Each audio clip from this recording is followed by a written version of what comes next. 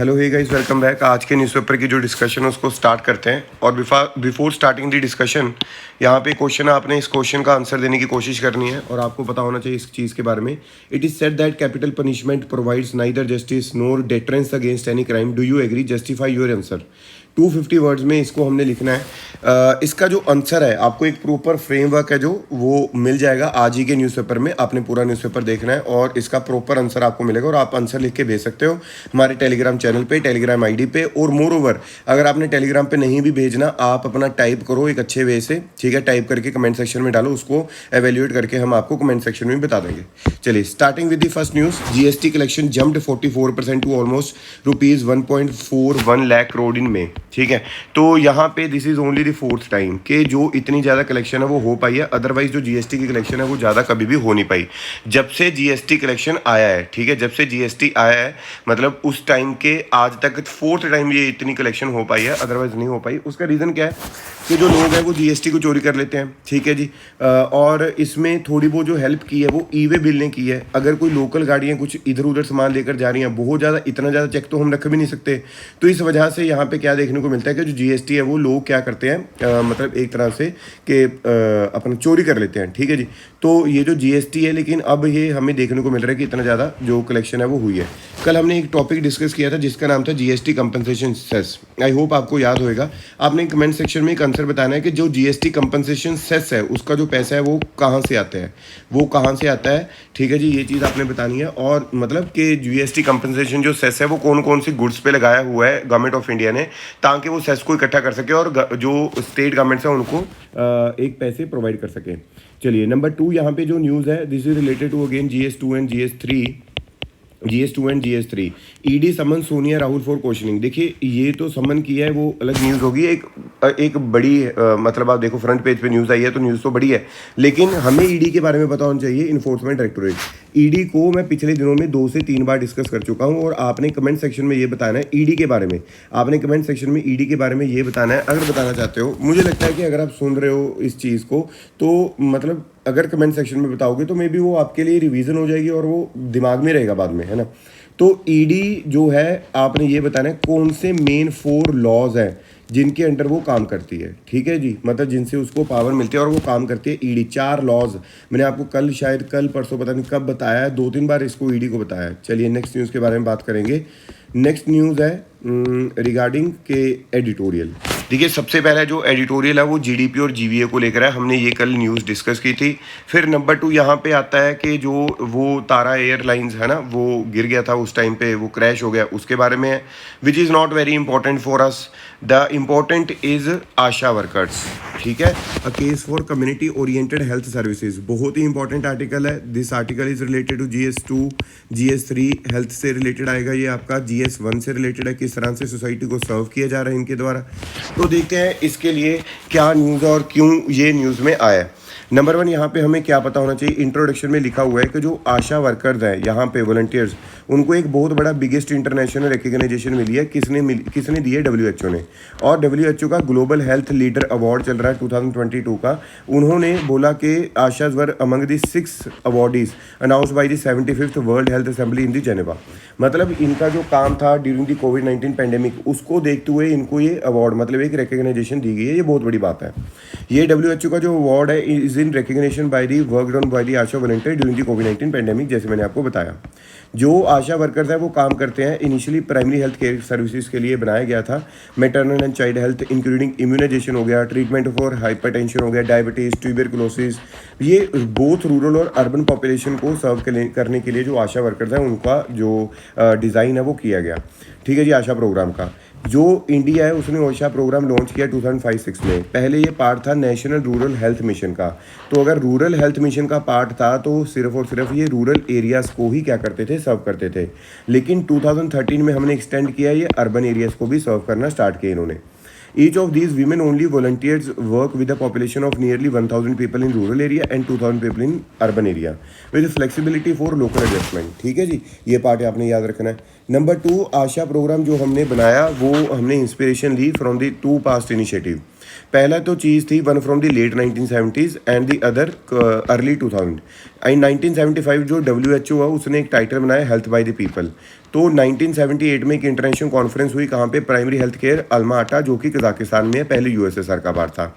वहाँ पे उन्होंने कम्युनिटी हेल्थ वर्कर्स की बात की थी, रिक्रूटमेंट की। तो उस वे से हमने वहाँ से ये कॉन्सेप्ट उठाया और हमने आशा वर्कर्स को बाद में रिक्रूटमेंट करनी स्टार्ट कर दी। फिर अगर हम बात करें बिगेस्ट इंस्पिरेशन और कहाँ से मिली, यहाँ पे छत्तीसगढ़ में एक प्रोग्राम चल रहा था जिसका नाम था मितानिन। ये जो प्रोग्राम है इसका नाम था फीमेल फ्रेंड इन छत्तीसगढ़। इससे इंस्पिरेशन लेके हमने ये जो चीज़ है वहाँ पे बनाने की कोशिश की।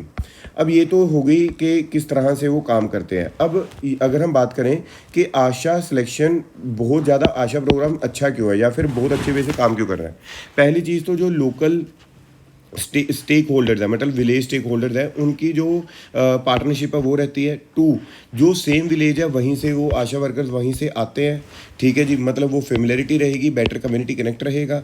तीसरा, idea of having activist in their name was to reflect that they are the community representatives in the health system. तो एक्टिविस्ट जो वर्ड है वो एक अच्छा वर्ड है और उनको लगता है कि भाई रिप्रेजेंटेटिव्स है हेल्थ सिस्टम के। फिर अगर हम पार्टनरशिप और हर्डल्स की बात करें, पहली चीज़, जो न्यूली अपॉइंटेड आशा वर्कर है वो स्ट्रगल करती है to find their coordination within the village and within the health system. उसका रीज़न क्या है, 3 चीज़ें यहाँ पे रहती हैं, AAA, ASHA, AWW and ANM। तो इन चीज़ों के लिए लिंकेज बनाना, उनसे कोऑर्डिनेशन करना एक बड़ी प्रॉब्लम है, ठीक है। तो उन्होंने बोला है कि ऑनगोइंग चैलेंज है जो ये AAA वाला, ASHAs are the only one जिनके पास फिक्स्ड सैलरी नहीं है। तो सरकार है जो वो एक, अभी ये जो अवार्ड मिला है एक अपॉर्चुनिटी है जिससे हम उनका करियर प्रोग्रेशन करवा सकते हैं। तो 2 चीज़ें यहाँ पे, ना तो उनकी फिक्स्ड सैलरी है, ना ही करियर प्रोग्रेशन है। तो यहाँ पे दोनों चीज़ों को एक सोल्यूशन की तरह से हम दे सकते हैं, क्योंकि जो ग्लोबल रिकग्निशन अब मिली है एक अपॉर्चुनिटी की तरह से हम यूज़ कर सकते हैं।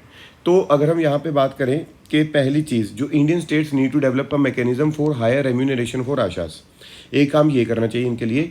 दूसरा काम क्या करना चाहिए, that inbuilt institution mechanism are created for capacity building, जिससे उनका करियर प्रोग्रेशन हो। नंबर 3 यहाँ पे उन्होंने बोला है extending the benefits of social sector services including the health insurance to the ASHA workers.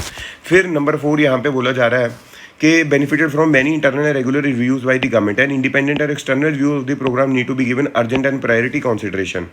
और 5th यहाँ पे जो प्रोग्राम है नेशनल हेल्थ मिशन, और यहाँ पे एक रिमाइंडर है कि ये अपॉर्चुनिटी है to further strengthen the ASHA programme. तो अगर कुछ ऐसा आता है, हम कहते हैं भाई ना हो ऐसा, तो अभी दोबारा से लॉकडाउन ये वो, लेकिन अगर फिर भी कुछ ऐसा होता है तो आशा वर्कर्स अगर स्ट्रांगली, मतलब उनको स्ट्रेंथन किया जाएगा, अगर वो अच्छे वे से चलेंगी तो वो अच्छी बात है, अदरवाइज वो डाउन होता जाएगा काम, ठीक है जी। चलिए नेक्स्ट आर्टिकल की बात करेंगे, नेक्स्ट एडिटोरियल की। बहुत इंपॉर्टेंट एडिटोरियल, इसको मैं बहुत डिटेल में डिस्कस करने वाला हूँ। जो आपसे ऊपर क्वेश्चन भी पूछा है कैपिटल पनिशमेंट का, प्रेजेंट टेंस का, तो आपने इस चीज़ को आंसर करना है। मैंने आपको बार बार बोल रहा हूँ कमेंट सेक्शन में, चाहे कॉपी पेस्ट करना चाहे कुछ भी करना, लेकिन आंसर जरूर करना। ये पार्ट है हमारे GS2 का।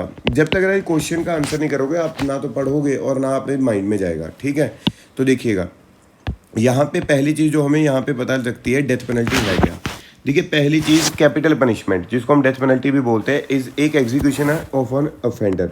मतलब अगर किसी ने वहाँ पे कोई ऑफेंड किया है, वो sentence to death after conviction by the court, मतलब जो क्राइम किया था उसके लिए अगर उस बंदे को कैपिटल पनिशमेंट मिल गई, उसको हम बोल रहे हैं डेथ पेनल्टी। अब जनरली ये जो अवार्ड है एक्सट्रीमली सीवियर केसेस में दिया जाता है, जैसे कि मर्डर, रेप और ट्रेजन। डेथ पेनल्टी की अगर हम बात करें, as the most suitable punishment and effective deterrent for the worst crimes, those who oppose it however see it as inhuman, ठीक है जी। So thus the morality of the death penalty is debatable, ठीक। अब अगर हम बात करते हैं what are the arguments in the favour of the death penalty, कि भाई डेथ पेनल्टी है और इसके लिए आर्गुमेंट्स क्या है, फेवर में डेथ पेनल्टी होनी चाहिए, मतलब कंटिन्यू होनी चाहिए, इस तरह की अगर बात करें। नंबर 1 यहाँ पे आता है रेट्रीब्यूशन। रेट्रीब्यूशन का मतलब है is that people should get what they deserve in proportion to the severity of the crime, मतलब जिस तरह का उन्होंने क्राइम किया उस तरह की उनको पेनल्टी मिल रही है, पहली चीज़ तो ये। Number 2 deterrence. डेटरेंस मतलब कि एक दूसरे लोगों को भी डेटरेंस के तौर पे ये काम करेगा कि भाई अगर आप किसी का मर्डर कर रहे हो तो आपको भी क्या मिल रही है, डेथ पेनल्टी मिल रही है। तो एक डेटरेंस है, आगे आने वाले जो लोग हैं अगर इस तरह का कुछ काम करेंगे तो वो रुकेंगे। और दूसरा जो डेथ पेनल्टी है वो closure for the victims of families को, it is often argued that the death penalty provides closure for victims families, ठीक है, जो विक्टिम की फैमिलीज है उसके लिए। अब इसके लिए अगेंस्ट क्या क्या आर्गूमेंट है। Number 1 deterrence ineffective. जो स्टेटिस्टिक्स हैं, जो डेटा है वो ये दिखाता है कि हमने डेथ पेनल्टी भी देख ली, सब कुछ देख लिया, लेकिन जो सोसाइटी में लोग हैं, मतलब जो चीज़ें हैं वो हो रही हैं, चाहे वो रेप है, चाहे वो एग्जॉर्शन है, चाहे वो कोई भी चीज़ है। तो इस वजह से उन्होंने जो डेटा है वो यही बताता है कि जो रेप है, अगर हम बात करते हैं, वो इंक्रीज़ हो गए।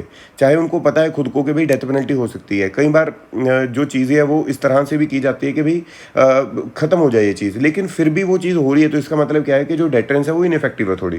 फिर उसके बाद में एग्जीक्यूशन ऑफ द इनोसेंट, हमारा जो वो कहते हैं सिस्टम है, उसमें बहुत ज़्यादा फ्लॉज है जस्टिस सिस्टम में या फिर पुलिस सिस्टम में। तो उन फ्लॉज की वजह से कई बार क्या होता है, जो एमनेस्टी इंटरनेशनल है, यहाँ पे हम अपना वहाँ पे तर्क विचार नहीं दे रहे, यहाँ पे एमनेस्टी इंटरनेशनल को बोल देना है कि as long as human justice remains fallible, the risk of executing the innocent can never be eliminated. ठीक है ना।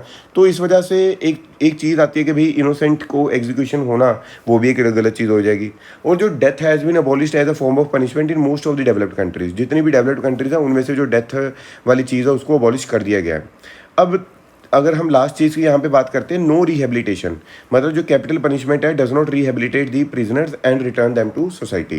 कोई capital punishment does not rehabilitate the prisoner, rehabilitate नहीं करेगी प्रिजनर्स को, और सोसाइटी में वो वापस नहीं आएगा। मतलब एक तरह का कि वो बंदा वहीं पे ख़त्म। तो ये कुछ चीज़ें थी जिसके एक तो मतलब क्या था कि भाई आर्गूमेंट क्यों होना चाहिए और क्यों नहीं होनी चाहिए डेथ पेनल्टी, और डेथ पेनल्टी है क्या, इसके लिए कौन कौन से केस आते हैं एक ही बार में यहाँ पे लिखे हुए हैं। ये जो एडिटोरियल, इसमें बहुत कम केस के बारे में बताया गया था और बहुत कम इस चीज़ के बारे में बताया गया था। देखते हैं सुप्रीम कोर्ट की प्रीवियस रूलिंग्स क्या गए। Number 1, Jagmohan Singh versus state of UP 1973 case आया था, जिसमें सुप्रीम कोर्ट ने जो अकॉर्डिंग टू आर्टिकल 21 उन्होंने बोला था deprivation of life is constitutionally permissible अगर वो चीज़ हुई है एस्टेब्लिश बाय लॉ, अगर उस बंदे की लाइफ को ख़त्म किया जा रहा है वो परमिसिबल है। उसका रीज़न क्या है, वो तभी ख़त्म किया जा रहा होगा, मतलब क्या उस चीज़ का कि भाई जब उसने कोई ना कोई बहुत ज़्यादा क्या किया है, सीवियर क्राइम किया है। Number 2, Rajendra Prasad versus state of UP 1979 case आता है। Supreme court held that if the murderous operation of a criminal jeopardize the social security is a persistent, planned and perilous fashion, then his enjoyment of fundamental right may be rightly annihilated। मतलब एक होता है ना कि भाई criminal को तो आदत ही पड़ गई इस तरह की चीज़ों की, प्लान्ड है, कुछ और चीज़ों में बात कर रहा है, तो उसका जो फंडामेंटल राइट उसको ख़त्म करो भाई, और अगर डेथ पेनल्टी उसको देनी है तो दे दो, ये चीज़ वहाँ पे बोलेगी। फिर एक केस आता है Bachan Singh versus state of Punjab 1980 case. इसमें उन्होंने बोला कि एक वर्ड दिया यहाँ पे, rarest of the rare case. मतलब उन्होंने बोला कि यार जो डेथ पेनल्टी है उसको रेयरेस्ट ऑफ द रेयर ही एक केस मतलब मान के ही आपने, मतलब जब कोई ऑल्टरनेटिव बचता ही नहीं है जुडिशरी के पास में, तब आप इस चीज़ को आगे लेकर आए हो और उनको जो डेथ पेनल्टी है वो प्रोवाइड करो। अदरवाइज सोच के ही जो डेथ पेनल्टी है वो देनी चाहिए। लास्टली, मच्छी Singh versus state of Punjab 1983 case. Supreme Court laid down certain considerations for determining whether a case falls under the category of rarest of the rare case or not। ठीक है, तो यहाँ पे कुछ कंसिडरेशंस, कुछ गाइडलाइंस दी कि भाई rarest of the rare case कैसे देखने, कैसे नहीं देखना। तो ये कुछ इन्फॉर्मेशन थी रिगार्डिंग द डेथ पेनल्टी, और जो आर्टिकल है उसमें बहुत कम लिखा हुआ है, हमने ज़्यादा डिस्कस किया है। आप अब उस क्वेश्चन को दोबारा पढ़ोगे, ठीक है, पीछे वीडियो करके, और उस क्वेश्चन का आंसर देने की कोशिश करोगे। कमेंट सेक्शन में दे दो, चाहे आप टेलीग्राम पे भेज दो, आपकी इच्छा है। चलिए नेक्स्ट न्यूज़ की बात करते हैं। नेक्स्ट न्यूज़ देखिए ना, यहाँ पे क्या है, a flip flop with several messages. ये नारकोटिक्स कंट्रोल ब्यूरो, वही आर.एन. खान वाला केस, हमने इसके बारे में चर्चा की हुई है। ठीक है, तो इसको आज तो नहीं करेंगे ऑब्वियसली, जब ये कर चुके हैं हम। तो दूसरी फिर यहाँ पे एक और जो चीज़ आती है वो क्या आती है कि वही ये भी चीज़ हमने डिस्कस की थी कि WHO का वही डेटा के जो मोर्टेलिटी रेट वाला। तो ये जो सारा डेटा दिया हुआ है इसमें बहुत खास कुछ इंपॉर्टेंट नहीं है, अगर कुछ हुआ तो कल के न्यूज़पेपर में हम इसको कवर कर लेंगे। चलिए नेक्स्ट न्यूज़ की बात करते हैं। European union bans on Russian oil. ये क्या है, आपको ये पता होगा कि यूरोपियन यूनियन है जो उसने बैन कर दिया रशियन ऑयल को। तो उन्होंने ये बोला है, यहाँ पे जिस्ट पढ़ेंगे, ये बहुत ज़्यादा कुछ मतलब इसके अंदर नहीं लिखा हुआ। जिस्ट में क्या है, यहाँ पे उन्होंने बोला कि जो रशिया का क्रूड ऑयल है उसके जो इंपोर्ट है by the end of the year हम उसको खत्म करेंगे। जो partial embargo exempts pipeline oil in order to bypass Hungary's objection to the ban. Number 2, यहाँ पे क्या बोला जा रहा है, कुछ के एग्जाम्पशंस यहाँ पे दी हैं EU ने। वो एग्जाम्पशन क्या प्रोवाइड की हैं, कौन सी कंट्री को, हंगरी को, जेक रिपब्लिक और स्लोवाकिया।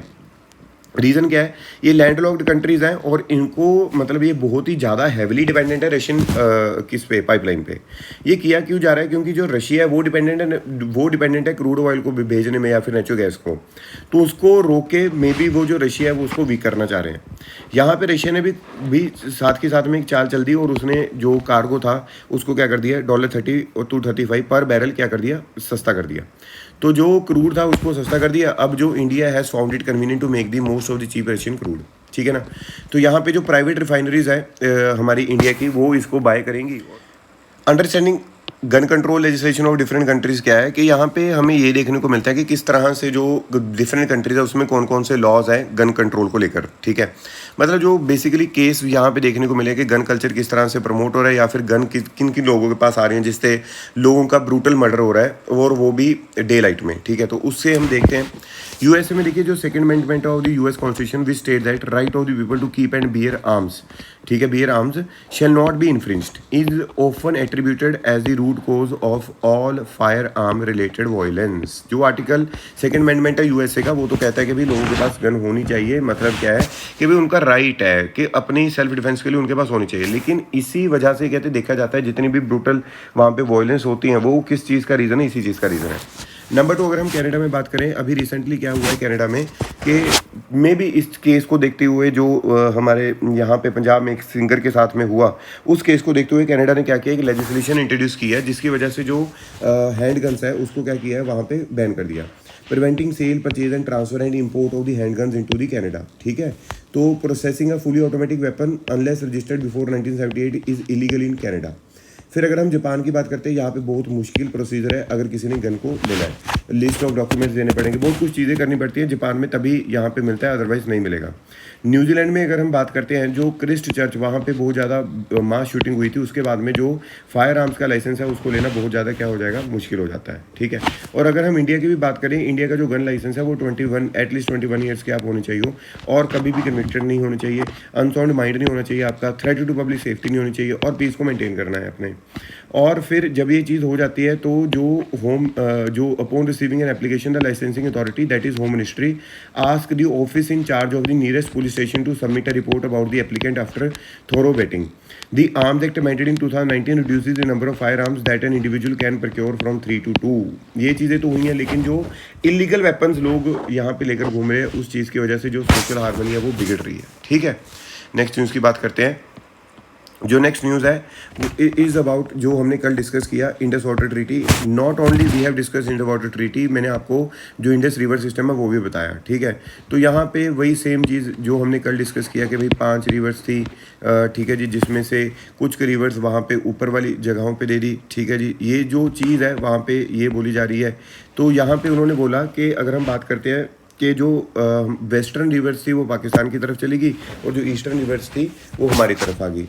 तो मेनली जो रिवर उनके पास में गई कि यहाँ पे एक तो होगी इंडस, ठीक है जी, और मैंने आपको कल भी प्रॉपर बताया था कि एक तो होगी हमारे यहाँ पे इंडस होगी, फिर झेलम चलेगी, चिनाब चलेगी, ये प्रॉपर हमने पाकिस्तान को दिया। फिर उसके बाद में अगर हम बात करते हैं यहाँ पे कि जो इंडस, झेलम और चिनाब हमने उनको दे दिया, रावी, ब्यास और सतलुज है जो वो हमने खुद रखी।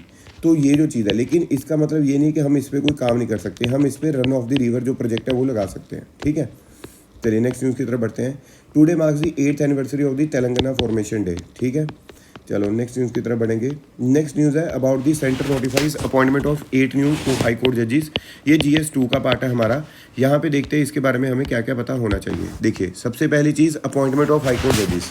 Article 217 of the constitution it states that जजेस of the high court shall be appointed by the president in consultation with the CGI and the governor of the state. मतलब क्या है कि भाई जो जज है हाई कोर्ट का, उनको अपॉइंट करना है तो प्रेसिडेंट से कंसल्टेशन करनी पड़ेगी। अपॉइंटमेंट कर सकते हैं president in consultation with the chief justice of India and the governor of the state. जब हम अपॉइंटमेंट करते हैं जज other than the chief justice को छोड़ के किसी और जज की अपॉइंटमेंट करेंगे तो chief justice of the high court is consulted. Obviously chief justice of the high court को कंसल्ट किया जाएगा। अगर हमने चीफ जस्टिस को चुनना है फिर नहीं। फिर कंसल्टेशन प्रोसेस क्या है, हाई कोर्ट जजेस are recommended by the collegium comprising CGI होएगा उनमें और 2 सीनियर मोस्ट जजेस होंगे। जो ये जो प्रपोजल है ये इनिशिएट करता है chief justice of the high court concerned in consultation with the 2 senior most colleagues, ठीक है। तो उनके जो 2 सीनियर मोस्ट कोलीग्स हैं और chief justice of the high court है, वो ये प्रपोजल को इनिशिएट करते हैं। अब ये जो रिकमेंडेशन है वो चीफ मिनिस्टर के पास पहुंचाई जाती है, जो कि एडवाइस करता है गवर्नर को to send the proposal to the union law minister. अब chief justice of the high court is appointed as per the policy of having chief justice from the outside the respective state, कि जो chief justice है वो उस state का नहीं होना चाहिए। ये जो कोलिजियम है it takes the call on the elevation. Ad hoc जजेस का क्या मसला है? एडहॉक जजेस का मतलब टेम्परेरी जजेस। अगर केसेस बहुत ज़्यादा है तो उसमें रिटायर्ड जजेस को लेकर आया जा सकता है। वो कौन सा आर्टिकल है? 224A। और अंडर दिस आर्टिकल जो chief justice of the high court है फॉर एनी स्टेट में एट टाइम टू टाइम, वो इस चीज़ से previous consent of the president वो हाई कोर्ट में ला सकते हैं। ठीक है जी। और रिसेंटली सुप्रीम कोर्ट ने बोला जो पेंडेंसी है केसेस की उसको देखने के लिए हम रिटायर्ड जजेस को बुला सकते हैं। ठीक है। तो आई होप आपको समझ में आया होगा। 217 224A किसके लिए? एडहॉक जजेस के लिए 224A। 217 किसके लिए? Appointment of the high court जजेस। और इसमें कंसल्टेशन का प्रोसेस बताया हुआ है। अगर हाई कोर्ट का चीफ जस्टिस खुद नहीं है तो उनको कंसल्ट किया जाएगा। ठीक है। प्रपोजल कौन इनिशिएट करेगा? खुद chief justice of high court करेगा। फिर उसको पहुंचाया जाएगा चीफ मिनिस्टर के पास। Chief minister further governor, governor further union law minister. ठीक, क्लियर हो गया बात। चलिए नेक्स्ट न्यूज़ की बात करते हैं। नेक्स्ट न्यूज़ है regarding May manufacturing PMI hints at sustained rebound in sector. जो परचेजिंग मैनेजर इंडेक्स है उससे पता चल रहा है कि परचेजिंग मैन्युफैक्चरिंग इंडेक्स है उससे पता चल रहा है कि किस तरह से कि अपना जो सेक्टर है वो इंक्रीज़ हो रहा है या नहीं हो रहा। देखिए जो परचेजिंग मैनेजर इंडेक्स है इसमें होता क्या है, एक 50 को उन्होंने एक वैल्यू ले ली। 50 से अगर ऊपर जा रहा है तो एक्सपैंड कर रहा है, अगर 50 से नीचे है तो कॉन्ट्रैक्ट कर रहा है, अगर 50 है तो न्यूट्रल है। ठीक है, इतना आपने याद रखना है। तो ये S&P global India manufacturing purchasing manager index survey होता है। ठीक है जी। चलिए नेक्स्ट न्यूज़ आज के लिए इतना ही। आपने जो 2-3 क्वेश्चन मैंने आपको पूछे हैं आपने कमेंट सेक्शन में ज़रूर बताना है, और वीडियो को पूरा देखने के लिए थैंक यू सो मच। आप इसको आगे शेयर कर सकते हैं।